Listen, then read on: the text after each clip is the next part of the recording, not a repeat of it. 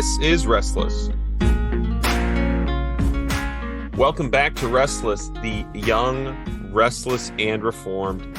I am your host, Matt, and this time I am not joined by Pastor Michael. I haven't yet listened to the episode that I couldn't make, so I don't know why he said I wasn't there. But he's not here. He's not here. I don't know why. Maybe because he doesn't like big, long words. Because today I have a great guest. I am not alone. I get to discuss with him. Maybe we'll get to it. I don't know if it'll come up, but the longest word in the English language, anti-disestablishmentarianism. But I don't think that's his point of view. Welcome to Restless, Greg Baus. Greg, tell our listeners a little bit about you and where they can find more from you online if they are so inclined after listening today. Well, thanks so much for having me on. This is a great topic. I did hear that there is a longer Latin medical word than anti-disestablishmentarianism. Oh, well, we are certainly not going to discuss that. I will. Yes, exactly. Some disease or particle or something. Well, I am a disestablishmentarianist, and I am co-host of the Reformed Libertarians Podcast with Carrie Baldwin. And I was born and raised in Baltimore, Maryland. Largely grew up there. My post-college career involved a period overseas teaching English, not missionary related, just a English teaching schlub. I've been in parts of Asia and Budapest, Hungary most recently, but I've been back in the States in the Susquehanna Valley of Pennsylvania since 2018. I am a student again, working on my master's thesis in philosophy. I am a lifelong student of the philosophy of Herman Dooyeweerd. So if there are any potential Dooyeweerd fans in your audience, you can get in contact with me. But you can check out our podcast at reformedlibertarians.com. We have only one article up, but we've got several episodes at this point. I think this week we're releasing episode 11. We started back in November. We're bi-weekly, or I guess you could say there's that ambiguity between bi-weekly and bi-monthly. You're fortnightly, as our good Australian yeah, that's a better way. Say. That's a better way. That's less ambiguous. Yes, we're fortnight. And so the one article we have posted is on the topic we're going to discuss today on Hodge and applying his view of disestablishment. Well, that's great. I will make sure I link to that then in the show notes for people who want to read and maybe a greater depth. Have you guys ever interacted with the Christian anarchists, a couple of guys, another podcast, just out of curiosity? Well, we ourselves are actually libertarian anarchists. So we do have interaction with a host of different kinds of Christian anarchists. Okay. From the heretical, Anabaptistic, red letter Christians, quote unquote, and even further off the reservation than that, kind of Great. Christian Anabaptist, two more actually, Nicene Orthodox guys. Yeah. After we get done with this interview, it may come out as a bonus episode or maybe for Patreon content. It sounds like I will be asking Greg some of the same questions I asked those anarchists about their view and how it fits with the Westminster Confession of Faith. So it will be an enjoyable continuation of the conversation. But today, we on our main show, Greg, I'm so glad he did. As some of you know, I'm studying for ordination. And so I've been lazy. I've not reached out for the interviews like I should have out in the Reformed world. As we look for what's next, as we think about what it means to be Reformed, as we think about how to apply it right now. And so one person we have talked to a number of times before was Stephen Wolfe. He released a book. We talked to him about his ideas in the book on Christian nationalism, where he's kind of defending certain post-liberal theory, conservative political theory. And Greg, yes, he reached out and said, could he propose from Hodge and from another part of our Reformed heritage, could he propose another kind? And that got me very interested.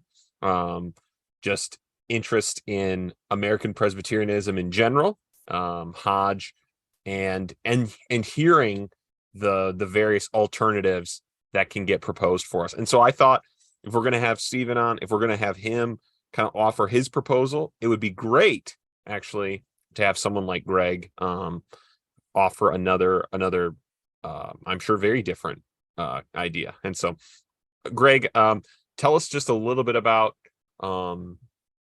your interest in the subject, and then we'll kind of dive into Hodge and his proposal.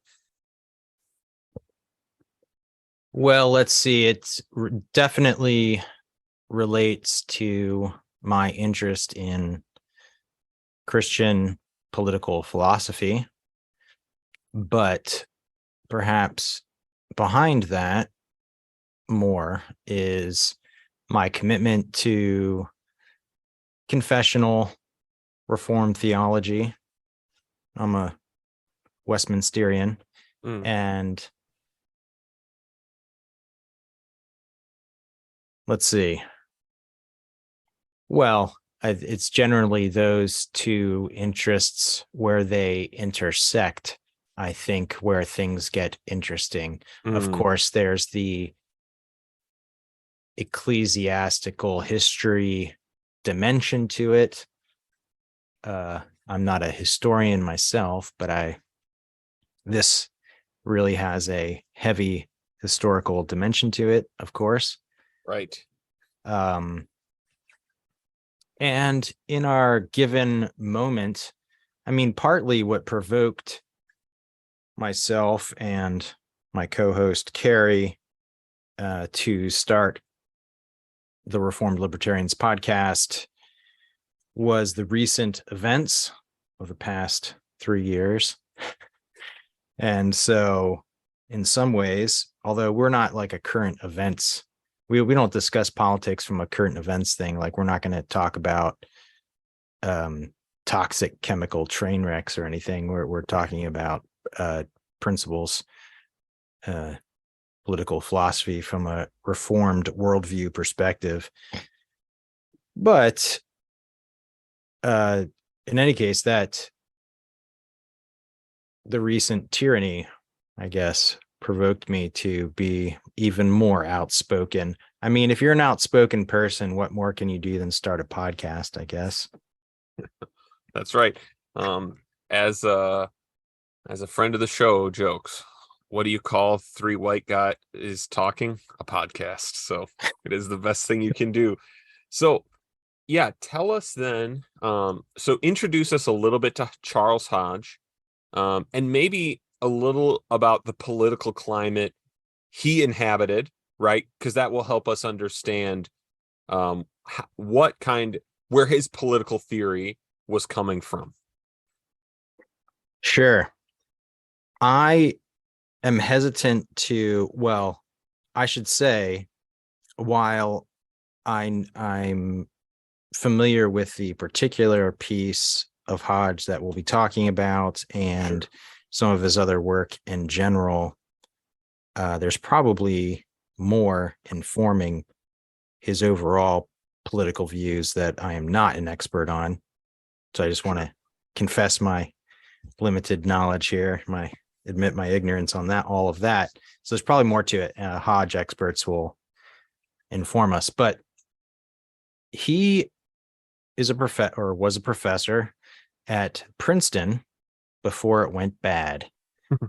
As we all know, it kind of took a major downturn in the 1920s. He didn't live nearly that long. His dates are 1797 to he died in 1878. So he didn't make it to the 20th century.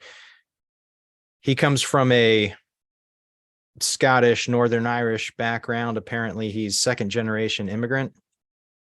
His father apparently graduated from Princeton. And I guess maybe your listeners are familiar that Princeton was one of the foundational Presbyterian seminary institutions. Right. Theological in what became, at the time of the Civil War, the Northern Church. And of course, he overlaps with the Civil War, has some interesting conversations with a whole host of other Presbyterian Reformed theologians, interacts with the Germans, and so on. But at the War for American Independence, 1776, if you remember, let's see, now I'm trying to remember the exact dates. Just following that, the main line of Presbyterians, because of course there were at least 3 or 4 streams of Presbyterianism in the U.S., the, let's say, Church of Scotland line, there were a number of Presbyterian congregations that then in the early 1700s formed into presbyteries, and then they were forming the original denomination, as it were, in America, right around following the 1780, because I'm on my ordination kick. 1788 is the first assembly. Adopting of the Constitution. 1789, they have the first General Assembly following the adoption of the Presbyterian Constitution.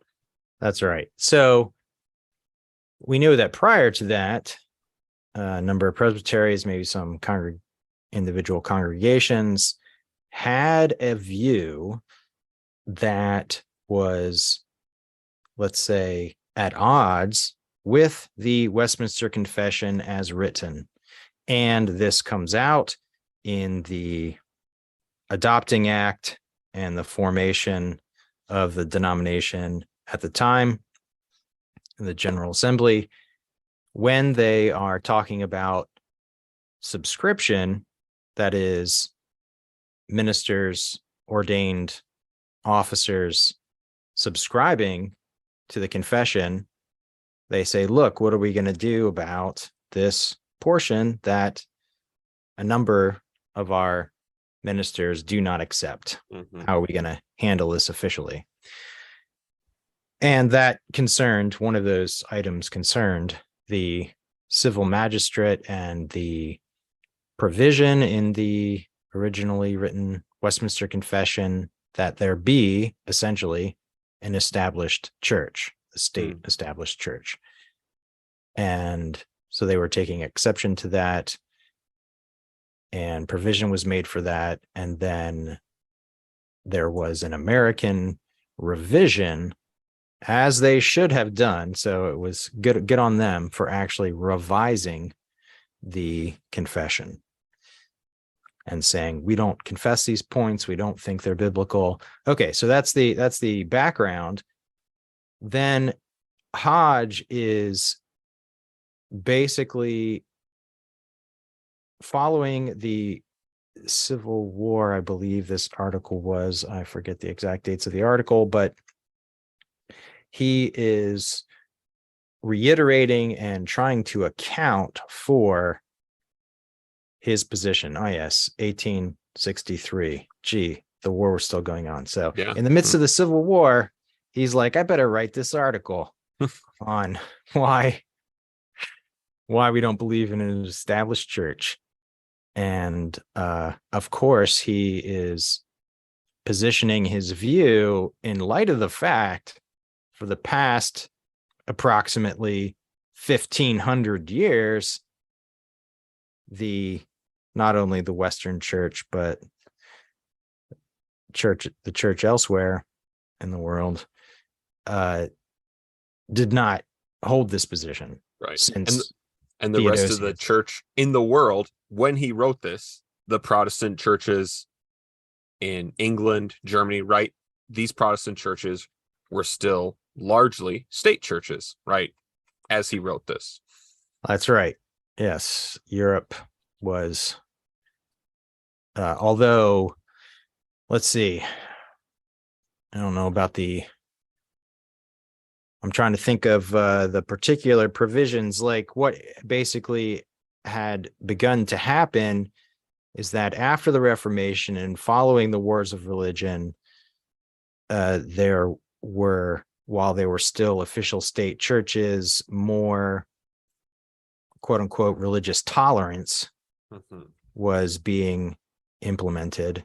So there was a general movement along those lines. But yes, there were still state churches practically in every European country, I think, at the time. Yeah. And so he writes, so describe his defense then of the non-established or the disestablishment of churches in the U.S. Yeah, so I'll give a link to where you can find the article. And basically he runs through a whole history trying to explain how this basic position was understood throughout the history of the church. And then he gives a kind of summary position on the scriptural argument. So it's not pages and pages and pages of scriptural argument. He's very concise, I think, towards the end in saying, here's the gist of it, why we depart from 1,500 years of sort of doctrinal position. The first point he says is that when we're considering the duties or the task of the church and of civil government, respectively, when we're considering those things, to determine what they are based on the Word of God, we must derive our conclusions from the New Testament. So that's an interesting point.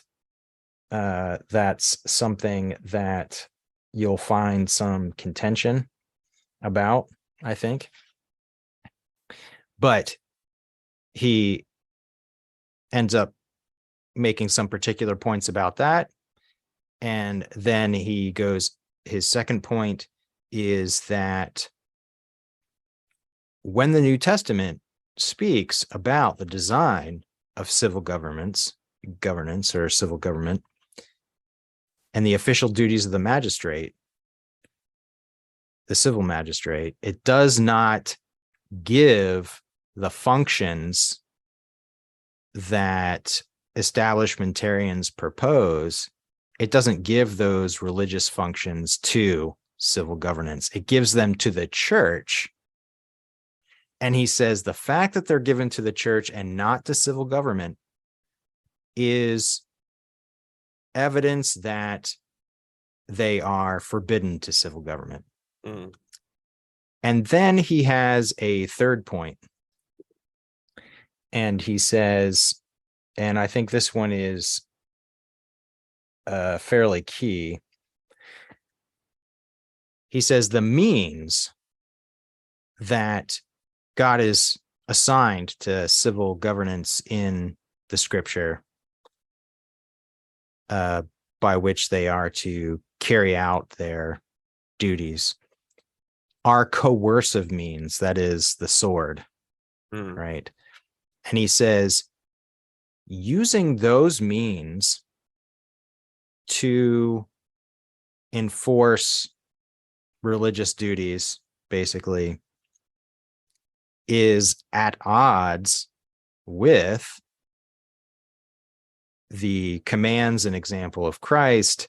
It's at odds with Christian liberty guaranteed in the Word of God to serve God according to one's conscience. It is ineffectual to the true ends of religion, which are voluntary obedience to the truth. And it's, he says, productive of incalculable evil. Once you introduce coercive means into enforcing religious duties. And so he sort of has conclusion that by enjoining these duties concerning faith and worship upon the church as an institution distinct from civil governance, the New Testament teaches positively that they do not belong to the magistrate, but to the church. So, Greg, tell me then, with Hodge's view laid out, let's try and help make it clear for everyone listening. How would that view specifically differ than some of the suggestions Stephen Wolfe made, or a lot of the ideas that go under the name of Christian nationalism? How would this differ from that substantively?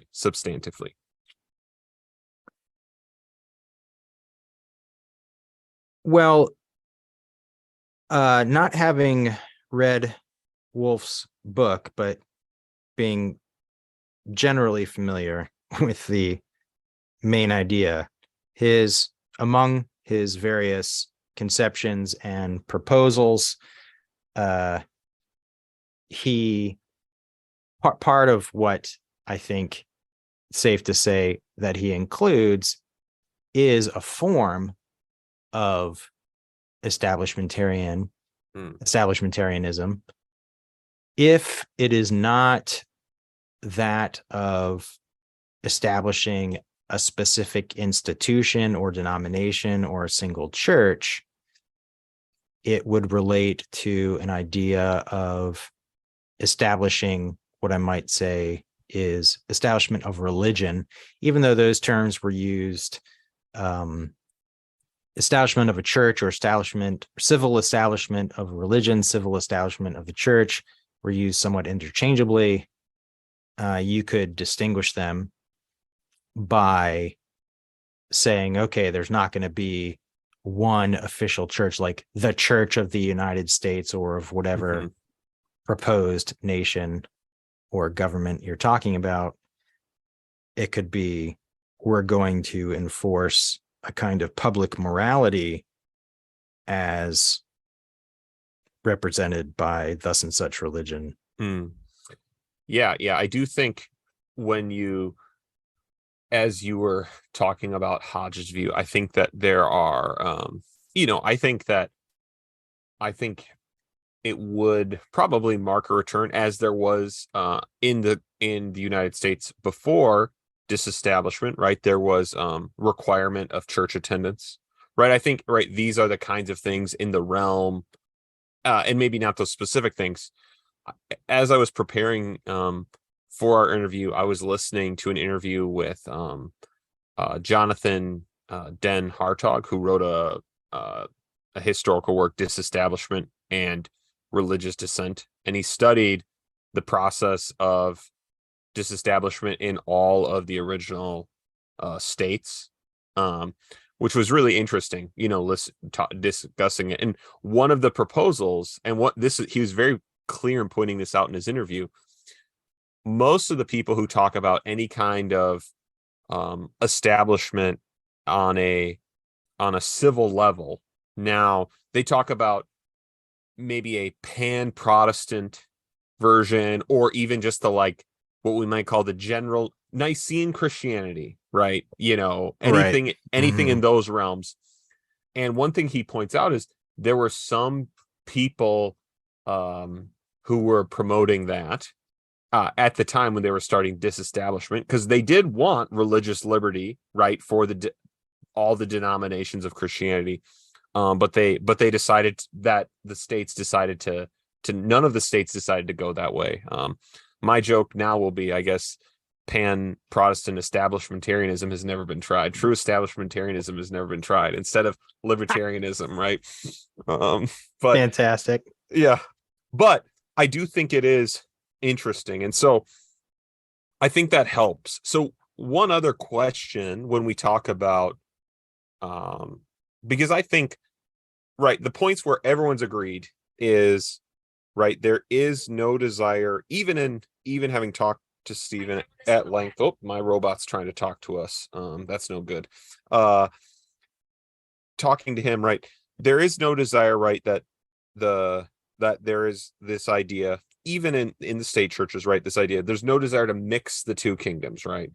The question is, how much of a role does it, I don't know if the right word, I don't think he'd put it this way, I'm putting it in a very layman's term, right? How much is the overlap, these kinds of things, right? And so what you're describing is, when you said it's kind of an opposition to even imposing a kind of morality, right, that would be related to this. Tell us more what you mean about what that's opposed to, what that would look like. Is that a good question? I hope it is. Right. So what Hodge specifically addresses, or at least as it seems to me, and as I try to highlight it, what he's focusing on is duties concerning, let's say, faith and worship. Right. But that does leave somewhat unaddressed or outstanding the question of morality in general, or ethics. And so if you're not talking about using coercive means to compel some kind of public, and inevitably in the case of unbelievers, insincere profession of faith, or compelling them to attend worship that is against their conscience or something along those lines, if that's not being considered, you still might say, well, we know what God's abiding moral will is as revealed in Scripture. And isn't that still obligating on everyone, even unbelievers? And so shouldn't the civil government have a role in enforcing morality? And this, of course, in a way would be public morality. So if you want to, secretly, I guess, in a non-public way, engage in lying or something, then that wouldn't be the standard, or that wouldn't be accountable to civil government necessarily. Of course, there are forms of lying such as perjury that would be, et cetera, et cetera. So there's a public character of the morality that's being enforced, distinction. But isn't that so? An example I give in the article, as I'm saying, okay, so here's the issue that Hodge more addresses faith and worship, and that leaves open the question of ethics. How can then we apply in some way the insights or the perspective that Hodge has to the question of public morality? Is it the case that the government should enforce all ethics if, for example, theft, as a matter of violating God's revealed moral will, abiding moral will, if theft is a matter for the church, right? If there's a member of the church and he's a thief, obviously the church is to address that problem in public discipline or what have you, discipline of the church. And yet we also see that that's a matter for civil government. So does that mean this applies across the board? And then I raise the question, is there any scriptural criterion by which we could discern which ethical matters are assigned to civil government for discipline if the set is not just a full overlap between the church and civil government? And I propose a criterion by which we could discern which ethical matters are for not only the church, or rather are restricted, that civil government is restricted to. And this is great, because this is so important, because really when we get down to brass tacks, I'm from the Midwest, right? We are practical people, right? When we get down to the brass tacks, what we're really asking is, so what are the crimes, right? What are the things they can punish, right? All matters. And again, I think everyone would agree on this. We're trying to figure out where the line is. Matters of sin are under the jurisdiction of the church, right? And obviously in families to some degree, right? But matters of crimes, while they are, all crimes are with a good civil magistrate, all crimes would be sinful. I'm making room for bad laws, which we may right. We want to say actual crimes, whatever the legislation is. Actual, what really is crime. All actual crime would be sin, and therefore the church could take action, not in a way to enact a civil penalty, but to call for repentance, right? Engage in discipline, reclaim sinners, right? Any of these kinds of things. And so the question that I do believe this is an entirely appropriate, and I'm so glad we're here. Every Christian proposal has to answer this question. And obviously there are better and worse answers, right? There's, obviously controversial, and neither of us would be in this, but right, theonomy, right? Greg Baus says every Mosaic penalty, right? Like there's a wide variety throughout church history of proposals. And so I do think this really is the question. So I am glad we are making it to this part of your article, even if it means we won't make it all the way through political resistance, which would be maybe another good topic. But so take us through your criterion, and then just demonstrate a little bit for everyone how it would work out.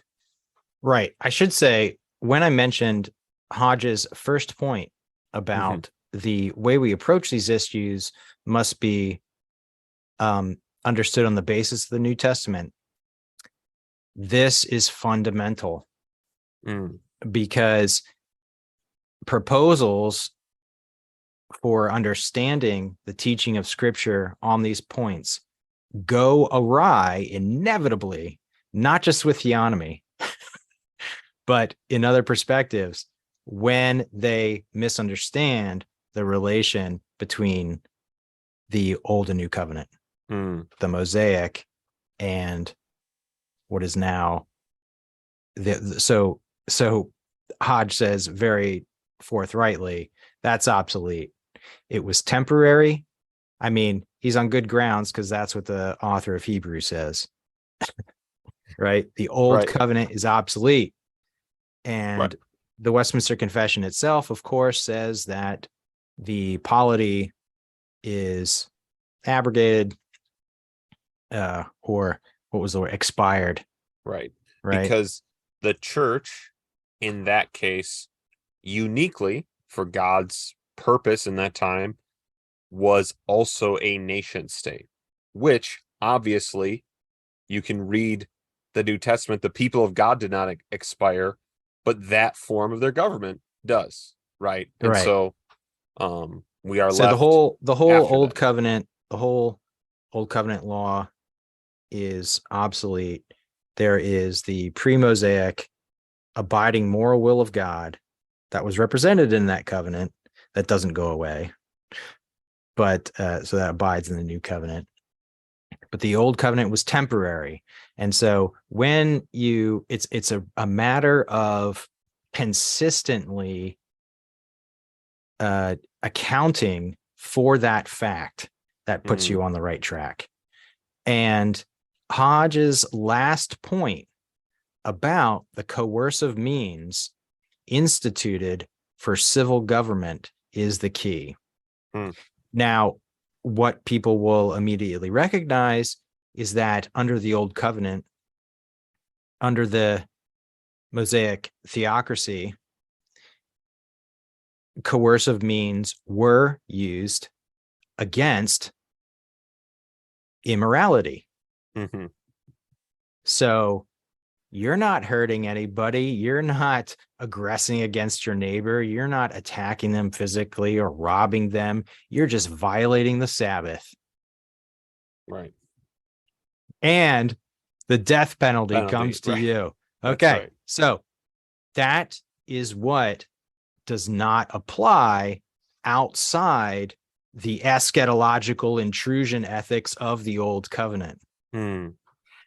Outside of the Mosaic theocracy, and in fact, not just a time period, but within the bounds of the geography, outside of that, it's a common grace order. And the principle of common grace as it applies to civil governance, as explicitly established in Genesis 9, and then reiterated effectively in Romans 13, is what we call the lex talionis. Lex talionis is a fancy Latin phrase, but as you all know, as it's represented in the Old Covenant, is eye for an eye, tooth for a tooth. In Genesis 9, in the common grace order, it's whoever sheds the blood of man, by man shall his blood be shed. And so it's death for death. And that, of course, is a epitome, right? It's epitomizing aggression. Right. And there's a principle you have to sort of think on a certain level of abstraction, as it were, in categorical terms.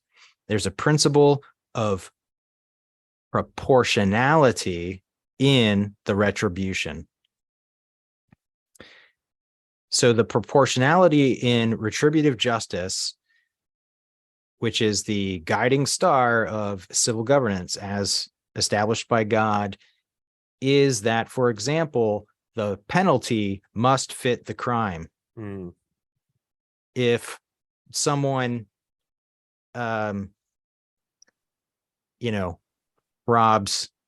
steals your car, and let's say they wreck the car, that's not the proportionate penalty would not be death. Sure. Right. This is opposed to other ancient codes like the Code of Hammurabi, right? You steal, we cut off your hand, right? Yeah. These kinds of things. Rather than a payment in kind and some percentage more for damages and so on. Which is reflected in the Mosaic Law. And again, the Westminster Confession does say the moral principles that underlie the kinds of penalties, the kinds of things that should be disallowed. That alone, the principles behind them, not any of the specifics, do continue, right, as a reflection of God's moral order. That's right. So it's not that the Old Covenant was completely without a reflection of these things, right? But here's the distinguishing characteristic of the pre and post Old Covenant administration that we understand to be the common grace one. That application of lex talionis that is of a common grace character is that proportionality entails not only to what degree or extent coercion is used, but whether it is used at all. So to use coercion against non-aggressive immorality, and let me just explain a slightly technical term. Coercion, be that physical force or the credible threatening of it against someone's person or their property, right? So I don't actually have to attack your person to pickpocket you, right? If I slip your wallet out of your pocket without you noticing, you might say, well, that's not aggressive, but it's a form of initiating against your Property, consent, person, the taking of your property. Okay, so there's two forms of coercion, basically.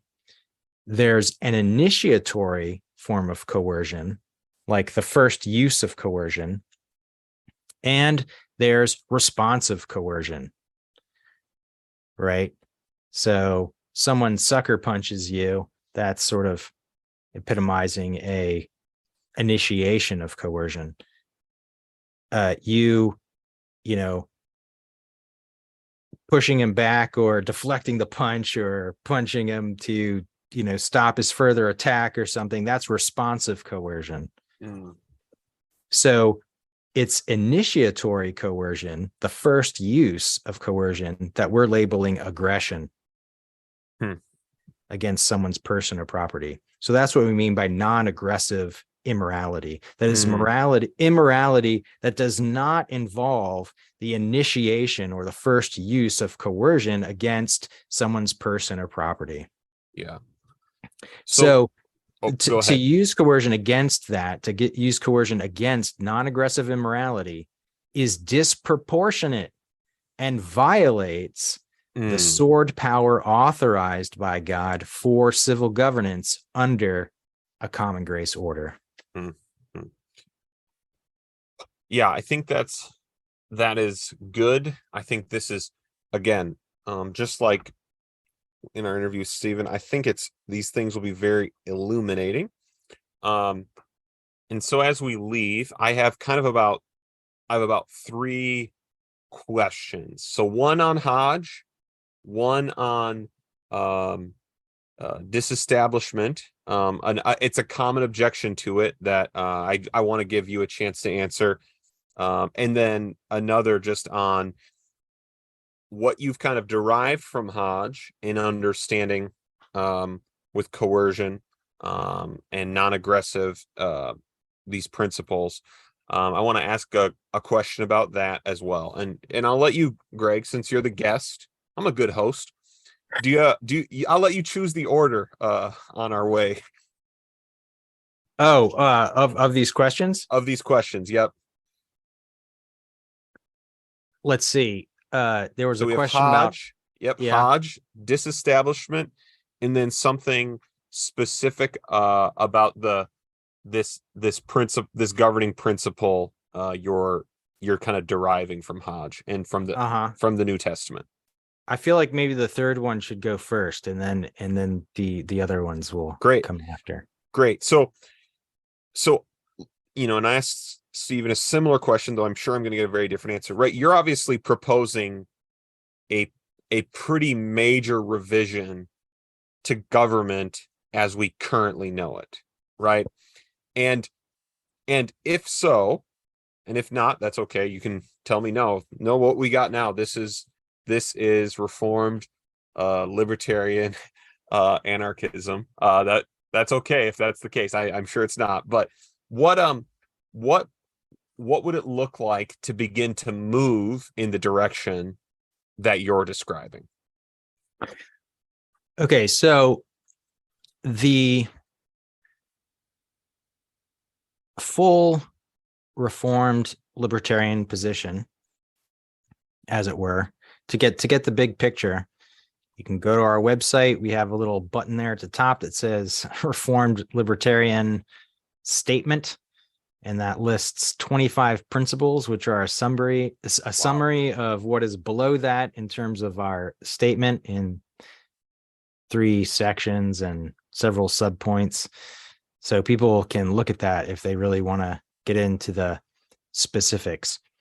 What we're proposing, I would say, is not different from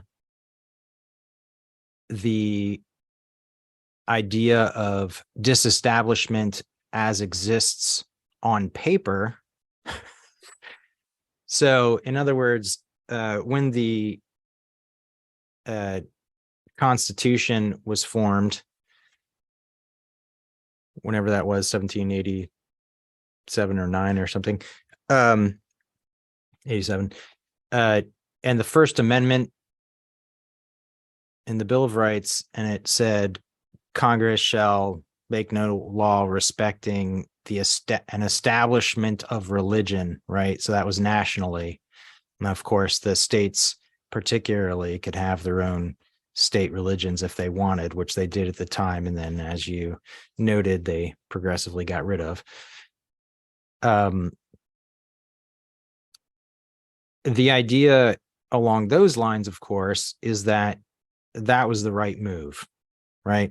That the federal government being limited to not make any law respecting an establishment of religion was the right way to go.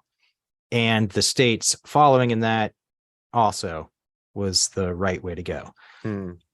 What is different is the fact that besides the fact that probably every local, every county, every state, and absolutely the federal government explicitly violates its own constitution in many, many, many, many ways. So that, for example, government education, I would say, is a violation of that provision. Ooh, tell us more. Well, in that establishing schools that are going to be government funded, if nothing else, but inevitably government directed, we cannot get away from education in whatever particular areas, reading, writing, arithmetic kind of thing, and try to make that indifferent to an ultimate frame of meaning, right, with respect to religion. So you cannot have government controlled education and disestablishment consistently. So what you're saying is that in theory there aren't officially established things like this, but de facto they're in schools and probably many other areas. What you're saying, probably, as we think about it, that's right. I'm saying we have constitutions on paper and they mean absolutely nothing with regard to the way the government actually conducts itself. Right. And so that's part of what we would say we're proposing that's different, is that as far as disestablishment on paper, we don't have any beef with that. Of course, we support that, but that's not actually practiced. So it needs to actually be practiced. Yeah. As far as a broader political philosophy, the Reformed Libertarianism statement will go into details and provide the perspective and justification on that. But we have an episode number 8, I believe it is. So if you go to reformedlibertarians.com/008, it'll bring you to it. And that is called the Boiti option, named after Etienne de la Boétie, a political philosopher who was picked up by the French Reformed, the Huguenots, although he wasn't a Huguenot himself. He was in that milieu, so to speak. And we call that the strategy of the peaceful underthrow of the state. Great. And I will link to that in the show notes because I will be listening to it. That will be very I'll be listening to it. That is our proposal for how to partially, that's a sort of, if you read our statement and listen to that episode, you'll get the basic idea. Let me ask a follow-up. I didn't mean to do this, but okay. Is there some degree where when you're talking about schools, and again, you're a libertarian. I'm a person with who's observed the world for a little while. I don't want the government schools, right? So, but isn't there some degree that no matter what is done in public life, it has to reflect some fundamental framework about the world? Like, it has to, again, it doesn't have to enforce it, but is there some degree where these things, there is something of that, it's just inescapable at some level? Yeah, that's a good observation, and good question. So what I was saying about education was that you cannot deal with the subjects in schooling as though it were indifferent to an ultimate frame of meaning that shapes those, which we think, of course, is inevitably a religious one. And the same is inevitably true with regard to civil governance in terms, and this is what I would say, in terms of how it's grounded. So what makes me a libertarian and atheist Jack, right? So here's atheist Jack. He's also a libertarian. How can we both be libertarians, but I'm a Reformed Christian and he is an atheist? How can we both hold to the same essential position with regard to self-ownership, property rights, and the corresponding obligation to non-aggression? Well, the fact is, because there are realities that God has himself created, these are things he built in to the nature of existence that can in fact be recognized by atheist Jack, but he is going to sort of warrant and base his recognition of those realities on a false basis. Right? Sure. And that's how a formally, right, in a formal sense, that's how just civil governance would operate. It would operate according to the principles, the normative principles of civil justice that God has written into reality that can be recognized by unbelievers, but not accounted for by them on its true basis. Great. Yeah, I think that is a helpful answer. So now let me ask, and again, it's a question that I think is on people's mind. So this guy I was listening to, who studied the history of disestablishment, when the states got rid of their state churches, depending on what side you are, it's either viewed as a lot of people interpret it this way, that disestablishment was the beginning of the secularization process, right? That has taken us to where we are. And so again, people on the secular side view it as kind of a victory. And then the people who view it as a negative, right, view the kind of new secularism as a negative thing, view this as kind of the start. Like, this is where this is where it started. This is where the slippery slope started that has got us to where we are. And so it's something he had to deal with. And so, yeah, I wanted to ask you, what is your opinion about that kind of objection, or at least observation, to the disestablishment of churches and that project? Well, it is a fact that the Christian civil establishment, right? So Christendom, the civil establishment of Christianity in the West, was first challenged in a more significant way from an unbelieving perspective, right? They weren't the first to challenge establishmentarianism. There were believers during the 1500s, and then, as I mentioned in the article, 1600s and following.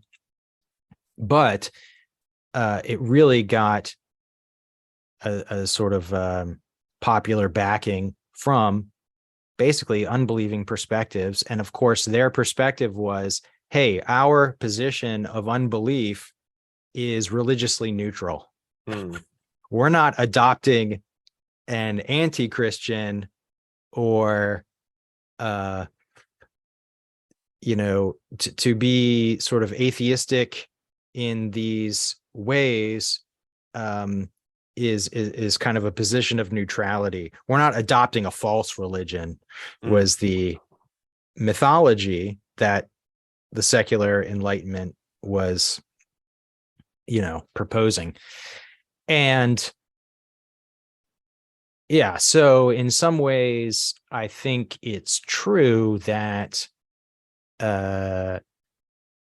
secularists obviously didn't want a religion that they opposed to be somehow established by the government, and in fact turned around and used the government to increasingly impose their false religion, which they denied was a religion the whole time.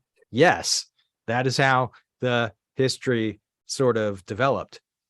But it doesn't mean that in order to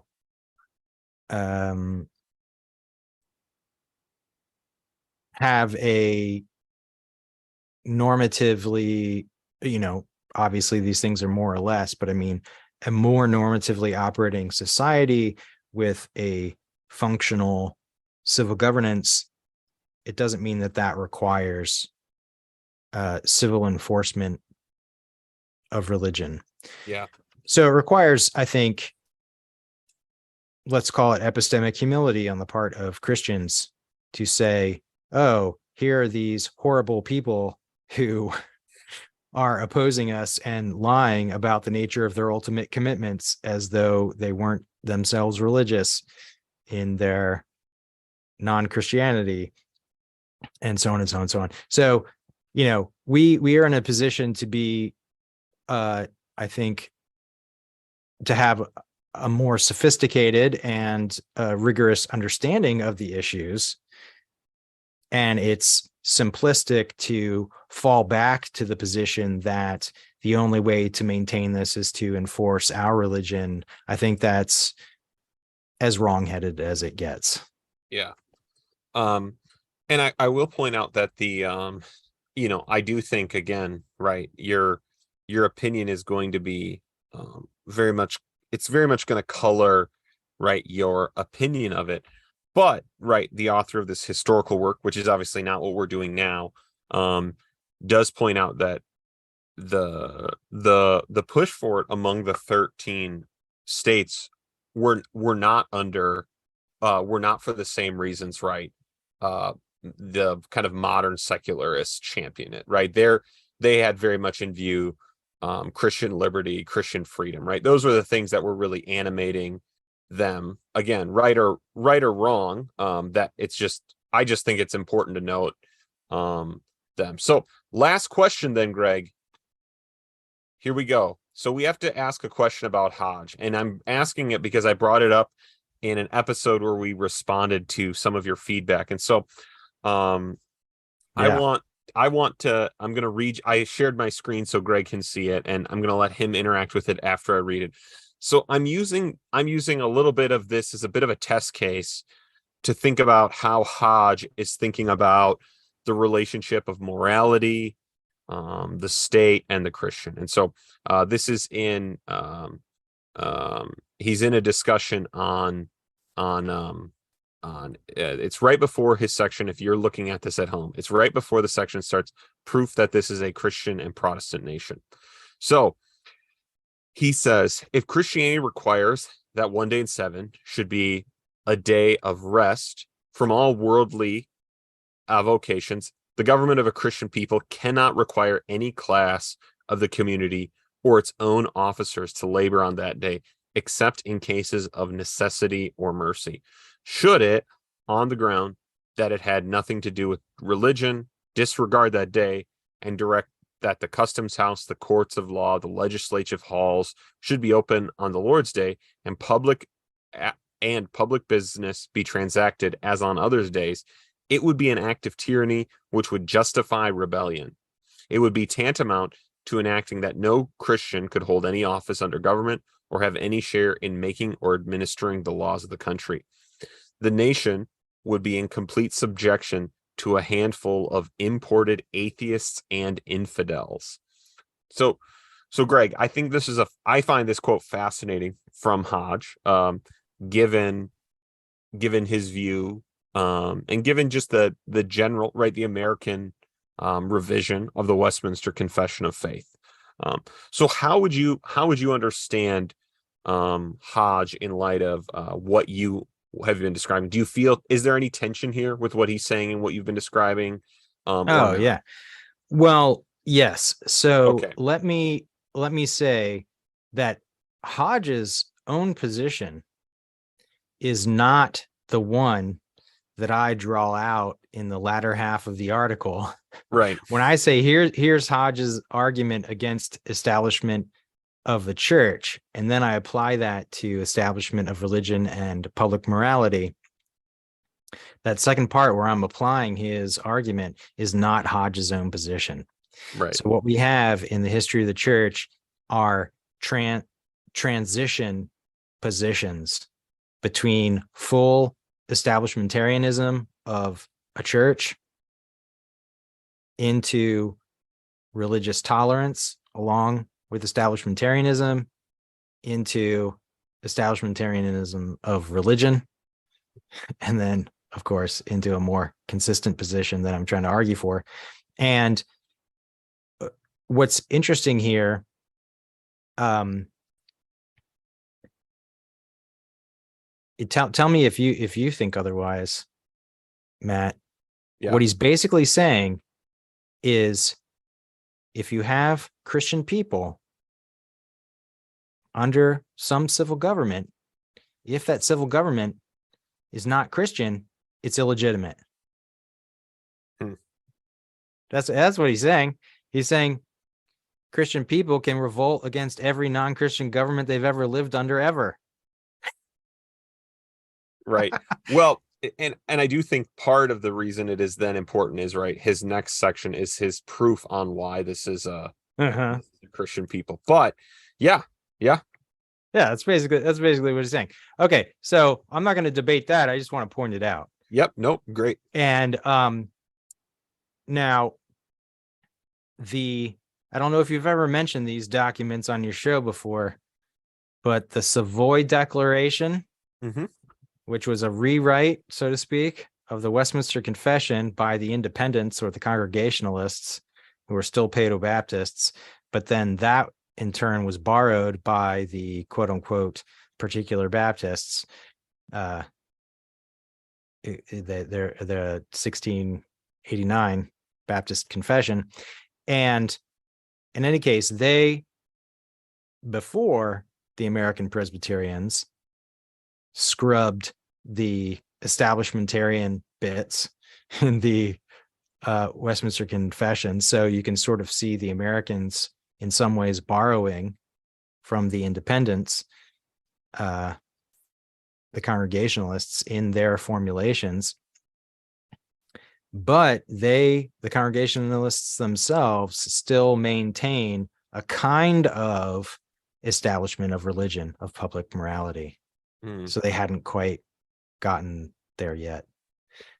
So Yeah. I don't want to misrepresent Hodge. I mean, I don't think that I do, but just to be absolutely clear, in my article, when I'm applying it, I try to say, I think this is how the principles that Hodge establishes apply to the question, and it requires this elaboration, because Hodge doesn't do it, to apply it to public morality, and he himself didn't hold that position, but I think that's what's consistent. So I think Hodge's principles are sound. Those 3 principles that he lays out, we need to follow through with them, and he himself did not quite do it. Well, Greg Baus is in the house, everybody. This has been an episode of Restless. We don't have time to get into today questions of, of course, the classic questions that deal with common good, libertarianism, and even further. But what I hope was helpful for everyone was, again, hearing an alternative as we all look to the fact that there is something very broken in our political order. Shout out to the little ebook we put out, The Deacon of God, where we came and we actually collected all of these different Reformed confession statements on the civil magistrate. We think it's useful, and so we make, I don't know, it's really cheap on Amazon, because we want to make sure anyone who wants it, and obviously you can go to Monergism if you don't want them collected. All the confessions are there for free. That's right. Can I plug another book? Please do. Thank you for coming, and we'd love to let you plug something. All right. The Reformed Libertarians Podcast is produced by the Libertarian Christian Institute, and that's at libertarianchristians.com. We're part of the Christians for Liberty Network. Libertarianchristians.com, and my co-host, Carrie Baldwin, produced a book called Faith Seeking Freedom, and it's got a subtitle like, I don't know, Answers to Tough Questions or something like that. But that's also very inexpensive. You can find it on Amazon. You can I think the website might be faithseekingfreedom.com. That would probably bring you to a page where you can find the book. Great. Well, folks, let us know if you're interested in this conversation, and we will get Greg and maybe even his co-host back. It'd be fun. Thank you to our guests. Thank you to our listeners. And I guess thank you to Pastor Michael, even though he wasn't there. Hey, rate and review this show. It would be very helpful. Subscribe on YouTube. I will release the conversation that me and the guests had about if anarchism can be squared with the biblical account or the Reformed Confessions on our Patreon. So we'll see you there. Bye.